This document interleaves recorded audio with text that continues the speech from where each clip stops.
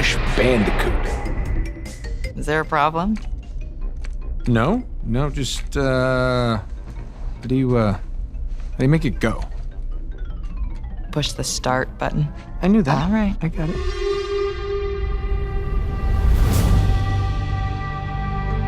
One of the greatest accomplishments of Naughty Dog is just the games that we make, and having done it for 40 years. Yeah, that's a long story, right? I mean, look, it's impossible to talk about 40 years of Naughty Dog without talking about where it all started. Jason Rubin and Andy Gavin, as high school kids, decided to just make their own games. They saw something was missing in the game industry, and they wanted to leave their mark. I was in Hebrew school at the time, and there was this guy, Andy Gavin. He was in my Hebrew school, and he was a much better programmer than I was, so I'd ask him questions when I had issues. And I mean, computers were so new then, and most of the games were in arcades and stuff, and we were 12-year-old guys who this stuff was all new and cool, and we were just like, well, let's make some. And that turned into a drive cross country to California, during which we created, I guess, or at least came up with the concept of making a character action game that ended up being Crash Bandicoot. So Crash, the idea of the game, we definitely knew we wanted to make it like a cartoon character. We had this idea that we could like take some kind of animal that was like cute and kind of a little cool and sort of obscure with like maybe like a cool name or something, that if we made this character based on it, we could sort of like own the animal. I remember when they were pitching to Sony, and it was a really big deal. You know, I remember Jason saying, you know, they're treating us like rock stars.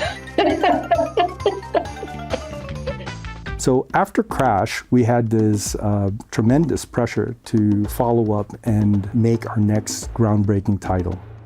I remember we were brainstorming and pitching ideas, and one of our animators sketched out this elf-looking character, and another one sketched out this Otzel character, and there you go. That we put those guys together, and that was Jack and Daxter.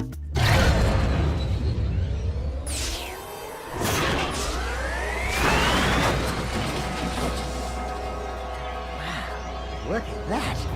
When Jack and Daxter came out, there was a lot of excitement because it was PlayStation owners' chance to play a game that is more traditionally associated with like a Nintendo release. I want information. Where the hell am I? Sorry. He's new to the whole conversation thing. We wanted to tell a much more detailed story. We wanted a sort of like immersive, like completely creative world that wasn't nearly as grounded. It was driven tremendously by our sort of gameplay goals of having this sort of like seamless, immersive, very beautiful world that you could explore. We'd love to stay and chat, Big Green, but we're itching to get on with our adventures. In the end, we learned a lot, and all of this development was just preparing us for our next big title. This project was going to be so ambitious that we even codenamed it Big. Here's the thing, kid. We don't get to choose how we start in this life. Real greatness, it's what you do with the hand you're dealt. Like one of the things I remember as we looked into what the next game is, was there was this list of like, what are the things we didn't accomplish that we want to maybe then take a short list and put into our next game. And I think that just speaks to, hey, we're always looking towards the future, we're always trying to evolve. If you wanted to do something cool that wasn't like 100% core gameplay, it was just a cutscene. And the goal in Uncharted 2 was like, take all those things that would have been cutscenes and make them playable. And the ambition from there, from like subsequent games, it just got bigger and bigger and bigger. Every Uncharted game always pushes some new technology, some new thing that we want to do. We're trying to create moments that we've never seen in games before. And while the tech has evolved over time, I think there are some core elements that are key to Naughty Dog and our success. I mean, as I look at the next future decades, what I would really like the studio to continue to be doing is to like build on that legacy and continue to push boundaries and push the envelope in the games and the stories that we try to make. Oh, The Last of Us is about love. The Last of Us is about the duality of love, how it is the best and worst parts of us.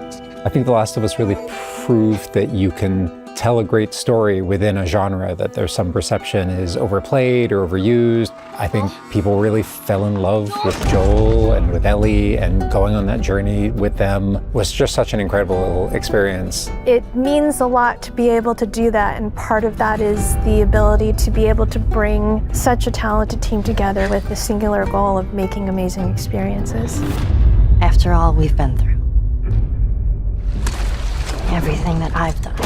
Sweet Jesus. Doctor? What are you doing? Can't be for nothing. If you look back at the history of Naughty Dog, like everything that we've done, everything that was done before I even joined Naughty Dog, like Crash Bandicoot, Jak and Daxter, Uncharted, has all given us the knowledge and the tools and the know-how of how to work together to make something like The Last of Us. Naughty Dog's been around for 40 years. No small feat, especially in an industry so tumultuous as ours. 40 years is a really long history. It's something to be proud of. There aren't a lot of game studios that have been around that long. It's really about embodying these characters that are very specific and strong-willed characters, even though they're flawed, and then making you connect with them and their journey in a way that hopefully by the time you're finished with that experience, you view reality a little bit differently.